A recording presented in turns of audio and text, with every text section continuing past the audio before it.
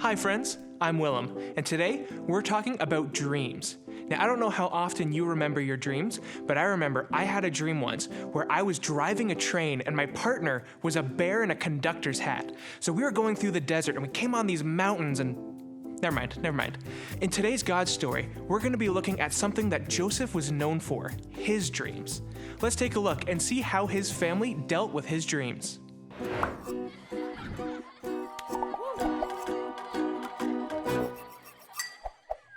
Why do fish live in salt water? Because pepper makes them sneeze. Hey everyone, it's Alyssa. I am so excited to share a God story with you today. So I don't know about you, but I love watching the Olympics. And one of my favorite parts about the Olympics is seeing these athletes accomplish something that they've dreamed about for their entire lives. They've trained and practiced all with the hope and dream in mind that they would compete in the Olympics and maybe even win a medal. Dreams can be really cool for our lives, but the thing about dreams is that they don't always become a reality. Our ideas might change, life might take us in a different direction, but there is also this truth, which is today's big idea, that when God gives us a dream, He will see it through. So last week, we met a guy named Joseph, who was one of Jacob's 12 sons. This week, we're gonna dive into what Joseph's relationship with his 11 brothers were like, and I'll just give you a hint, they weren't huge fans of his. When Joseph was 17 years old, he worked as a shepherd, caring for his dad's sheep. He worked with his older brothers, and one day he saw that they were involved in some bad things, and so then he told his dad, and his brothers were not really happy about that. So Joseph's dad, Jacob, loved Joseph more than any of his other children. Now, this isn't Joseph's fault, but it did put him in a crummy situation. I mean, imagine if your parents came and told you and your siblings that you were their favorite child. How would that make your siblings feel? Because Jacob loved Joseph more than his other sons, he had a special gift made specifically for Joseph, a colorful, bright robe or coat. Now, this was a big deal, and it made Joseph's brothers really jealous. They started to hate him, and they were really mean to him. Then, one night, Joseph had a dream that he told his brothers about. And in this dream, all of them were out in the field bundling up grain, and then suddenly Joseph's bundle of grain stood up, and all the other ones came around and bowed down to it. So maybe you're wondering, what does this dream even mean? Grain, bowing down, what? But Joseph's brothers thought they knew what it meant. They thought that Joseph felt mightier and more important than them, and that so much so that they would be bowing down to him. Now, because of this dream, Joseph's brothers started to hate him even more. And then Joseph had another dream, and we're gonna read about it in the Bible, in Genesis 37:9. Then Joseph had another dream. He told it to his brothers. "Listen," he said, "I had another dream. This time, the sun and moon and 11 stars were bowing down to me." Okay, 11 stars. Remember, Joseph had 11 brothers, right? He told his father about the dream too, and this is how his father responded. "What about this dream you had? Will your mother and I and your brothers really do that?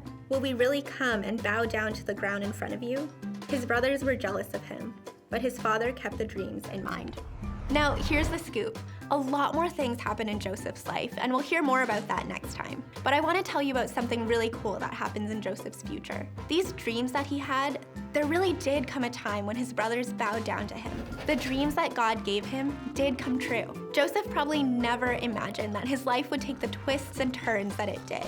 But you gotta wonder if those dreams stayed planted in his heart as a hope from God for the future.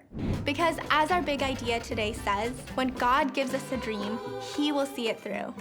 We don't need to try and force anything to happen. We just need to follow Jesus and do what God invites us to do, and He will start to line up those pieces, and He will make it a reality. Even when it seems like that dream that God gave us is coming to an end, and we'll see that in Joseph's story, God can still use it for His purposes. So what does that mean for us? We need to get close to Jesus, spend time with Him, listen to the Holy Spirit and those little nudges that we might get. And if and when God gives you a dream, just keep following Jesus, listening to the Spirit, and know that God will see it through. This has been so much fun, guys, and I will catch you next time. Dream on.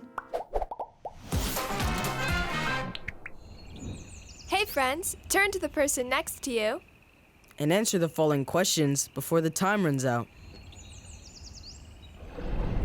Question time! In Joseph's dreams, the bundles of grain represented money, his brothers, yummy food, or his servants. His brothers. What do you need to do when God gives you a dream?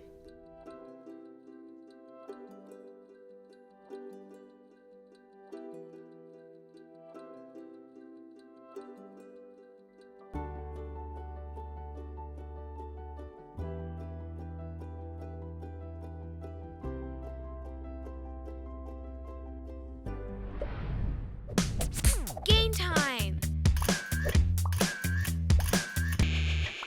Family photo. How many times can you say the key verse before the photo is taken? Say it with me.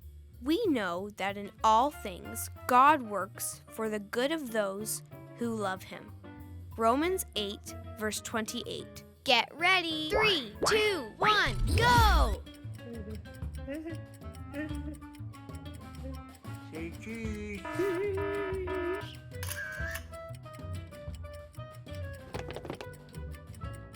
Say cheese.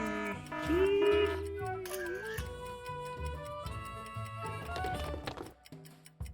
Say cheese. Cheese. Say cheese. Cheese.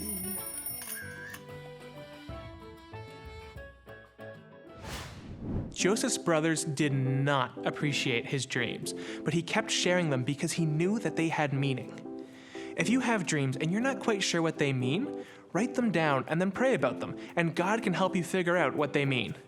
Let's check in with Paige. She sat down with Michaela and Micah. Let's see what they talked about. Hi friends, it's so great to see you. My name is Paige, and today we are going to talk about how when God gives us a dream, he will see it through. And to talk about that with me, I brought my friends, Michaela and Micah. So great to see you guys. Hi, Paige. Hi, friends. So for me, God gave me the dream of being an actor, and what he did was he provided me so many opportunities to be in plays, to be on camera and videos, so he really helped see that dream through for me. Now, I want to know, has he given any of you dreams, and how has he helped see it through? Your story is really cool. Well, for me, I have a dream to cook professionally. Oh, cool. And even though I'm not doing that yet, God has helped me get better at cooking each day. And so eventually, maybe I can fulfill that dream and cook in bigger kitchens and serve more people. That'd be so cool. And what about you, Micah? Well, when I was younger, I always had a dream of being a professional entertainer or playing cool. a sport. And the way God fulfilled that dream is I got to play flag football. Oh, awesome. Where we played at is like this high school in Georgetown, and it's really fun. Yeah, that sounds super fun. Can you think of any other dreams that he's helped lead you through? Well, our family, we have a garden, and cool. there we plant fruits and vegetables, and we take care of the garden, and we also do it with a few other families, and it's really fun, and we get to give back to the community that way. That's awesome. So the dream's kind of giving back to the community. Can you give me examples of what you do with all those fruits and vegetables that you grow? We give them to the less fortunate people who can't afford food, and they can get it for free. That's awesome. That's super great that he gave you that dream, and he's really helping you through it.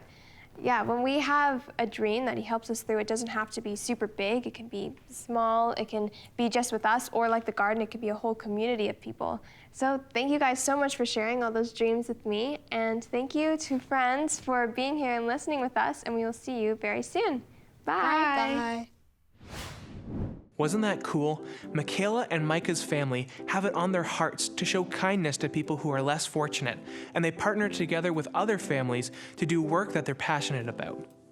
If you feel like God hasn't given you a specific dream, just take a look at the things that you're passionate about or that you want to get involved with, and pray to God to help make that happen. Let's break into our small groups and see what this looks like in our lives.